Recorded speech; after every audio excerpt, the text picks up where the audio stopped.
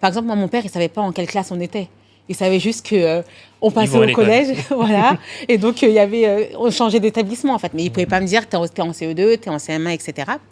Et en fait, moi, j'ai eu une chance, c'est que je suis arrivée la 6e.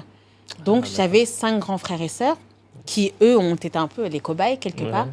Et c'est un peu eux qui ont géré ma scolarité. Euh, En grandissant dans le 19e, j'avais aussi la chance d'avoir plein d'associations de quartier où on allait faire nos devoirs, etc.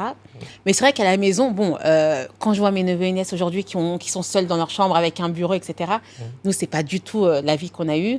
On avait une chambre avec plein de lits superposés, comme ça, qui s'encastraient.